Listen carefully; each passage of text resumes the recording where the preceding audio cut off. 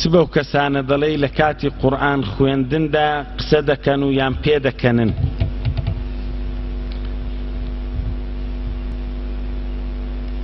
ئایا ئادابی قورئان خوێندن چییە و ئەوەیە؟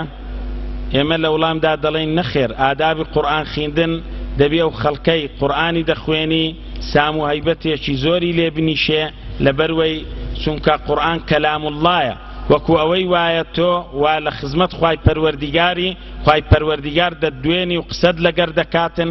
جا ئەگەر تۆ لە لای کەسێکی بەرز و بەڕێز بی لە دنیادا و ئینسان بی چەند ڕێزی لێ دەگری و شەرمی لێ دەکەی، جاروەیە پێ بکەنی و خۆت ضەبت دەکەی و بەڕێز و احتیرامەوەش دادەنیشی. لەبەر هەندێک زانایان کۆمەڵێک ئادابیان دانایە بە بەڵگەی هێناوتیانەوە و لە دوای یەک ڕیزیان کردیا دەفەرمون ئەوانە ئادابی قورئان خوێندنە.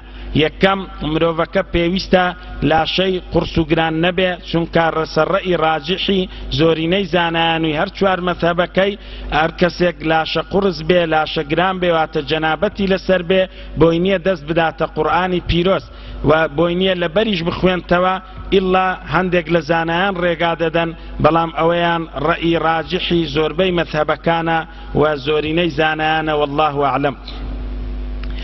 ئەوجار لە پاشان دەبی دەستنوێژیشت هەبێ ئادابی دووەم لەگەر قورئان خوێندنی. ئەوجار ئەگەر بکرێ و لەلات بێ سیواکیش بکەی، ئەوجار ڕوە و قیبلە و ڕووگەدا بنیشی و بە ئەدەبەوە مصحەفەکەی لەسەر ڕان و کۆشت دابنێ یان لەسەر شتێکی بەرز دابنێ لە زەوی داینەنێ.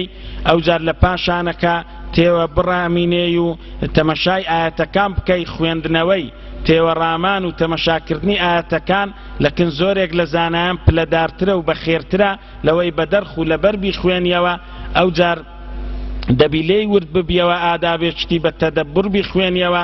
ئاەتەکانی باسی ئیمانداران دەکا و فەرمانە و تێبگەی لەگەر تویتی و جێبەجێی بکەی هەوڵی ئەوەی بدەی. ئەوانەی قەدەغەیە و نەهیە هەوڵ بدەی ئەوانە وازیان لێبینی و وابزانی تۆیە قەدەغە دەکە و خواتوو دەدوێنی.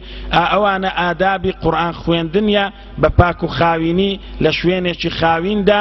ئەو کاتەی بەڵێ ئادابی قورئانت هی نایتەجێ، نابی پێ بکەنی، نابی قسەی بکەی، نابی قورئانەکەی ببڕی، حتا ئەگەر سەلامیان لێ کردی ئەولاتر وایە بەردەوام بی لە قورئان خوێندنی خۆتدا و سەلامەکەی وڵام نەدەیەوە گوناهباریشنی. ئەگەر واجبیشە جوابدانەوەی سەلامی، چونکە خوێندنەوەی قورئانی گرنگترە و ئەهەمترە و تێکەڕبوونە لەگەر فەرمودەکانی خوای پەروەردیگار جەلە شەئنوه.